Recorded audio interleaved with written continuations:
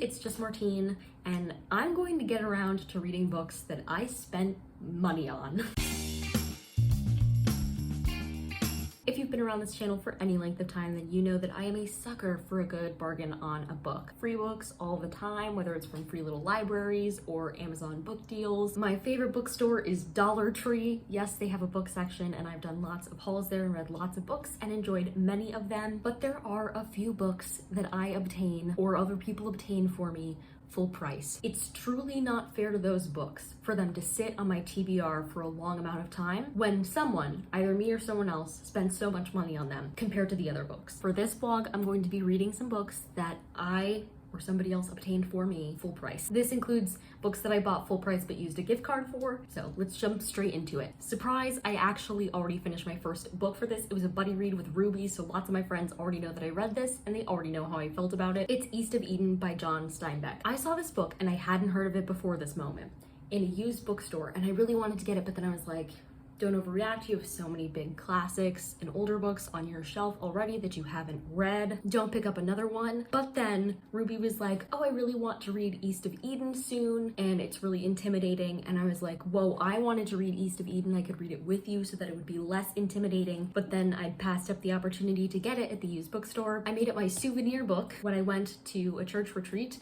over winter break, so the very beginning of this year. And in month of March, we read East of Eden by John Steinbeck. I gave this 4 stars. There were a couple points where it dragged, and that's why I didn't get 4.5 or 5 stars for me. But I loved this book and what it tried to do. I especially enjoyed the ending of this book, and I was reading blogs about the ending of this book and the meaning of this book afterwards, which I think is a mark of a good book, because I was like, did I quite get it? No. But do I want to get it? Yes. A lot of times I'm like, I didn't get it, and I don't care enough to, but I cared enough to here. Also, there's an adaptation coming out. I don't know when, but Florence Pugh is set to play Kathy, which is just going to be so perfect. And I had no idea an adaptation was even being made, and Ruby was like, yeah, that was the whole reason I was reading this book. Thanks so much to Ruby for getting me to read this book, because she's a chunker. These pages are thin. It's 600 pages, but I read this and pretty quickly too. I think it took me like maybe 3 weeks, so that's great. This book is about these two families, the Hamiltons and the Trask family, and it's basically a retelling of the beginning of Genesis with 2 main focuses: 1, the story of Adam and Eve, and 2, the story of Cain and Abel. John Steinbeck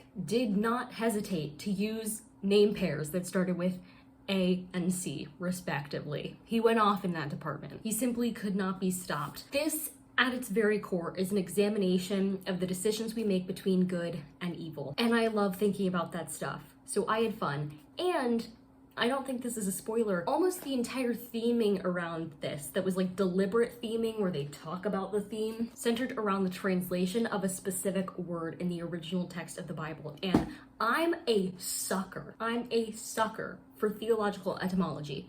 So I was thrilled. I was having the time of my life. This was so fun. I enjoyed talking with Ruby about it. It's a book I bought full price for $18 that is read now and will stay in my collection forever, being well loved. Maybe not reread in its entirety, but definitely examined frequently. This is one of those books that I think is going to sit with me for a long time. I'm just gonna think about it. Good start to this. The next book I read for this was Life Isn't Binary: On Being Both, Beyond, and In Between by Meg John Barker and Alex Iantaffi. And I got this, well, technically my mom got me this from a really small independent bookstore in my hometown, so I'm glad I got around to reading it. I acquired it this summer, and it's just about the concept of like binary thinking, which is interesting from a psychological perspective, because humans have relied on categories for a long time because we have this limited capacity to process and understand the world, and so it eases the burden of processing that information when we split it into clear categories, which is why things like stereotypes exist, but it's also why things like binaries exist. And it's really uncomfortable to ask yourself to think out of binaries like right and wrong. Okay, sometimes things aren't all right or all wrong. And so this book encompassed like every aspect of binary experience, from gender and sexuality to thinking and bodies and all of that stuff. And it was just so well done. They had little exercises in between, both to make you think, but then they had exercises to like help you slow down and process, because it is a lot of overwhelming information. So I'm giving this 5 stars. The authors did a lovely job putting this together, and I highly recommend it to like everybody. But you have to go in with an open mind, because it's a lot of thinking, but I liked it. So, hooray. I mean, I'm so glad that I bought this book for full price because it's gorgeous, but I had no idea when I was going to get around to reading it, so I'm happy to report for this video I did, in fact, read it, and I'm giving it 4 stars. Delilah Green doesn't care. This is the author's first adult book. The author has written several middle grades, maybe a YA, before it's Ashley Herring Blake. She wrote Ivy Aberdeen's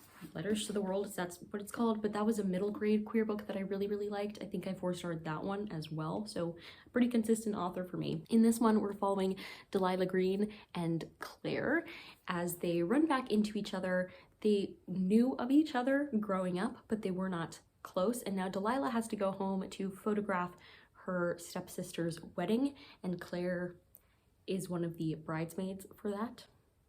And things kind of go from there. Both of these characters are dealing with really complex things, which I really appreciated, and I really liked their relationship in the end. Like, I was rooting for them, which sometimes in romance books I'm not rooting for them, I'll be honest, but I was rooting for these two. Yeah, it was a good time, and I'm so obsessed with this cover. Like, look at them both. Are you joking? Are you joking? Anyway, so glad I read this. On to the next one. The last book that I read for this video was She Drives Me Crazy by Kelly Quinlan, which I'm pretty sure I got in the very same trip to the bookstore with the same gift card that I got Delilah Green Doesn't Care. So it's fitting. So it is another sapphic one, but this one is YA, and I'm giving it 4 stars. I really enjoyed it. To be honest with you, it's been a couple months since I read it. I lost the footage for this. It's hard for me to talk about my true feelings about this, but I do think back on this fondly. It's kind of an enemies to fake dating to lovers pipeline, if you will, so kind of a sequence of tropes. I think the middle part, the fake dating, really helped me with the enemies to lovers, because traditionally I have trouble with enemies to lovers. The idea of hating one another and then suddenly being in love makes no sense to me. So them hating each other, being forced to spend time together, and then falling in love makes so much more sense to me via the fake dating trope. So I really liked that. I also just really liked our 2 characters. One is a cheerleader and one is a basketball player.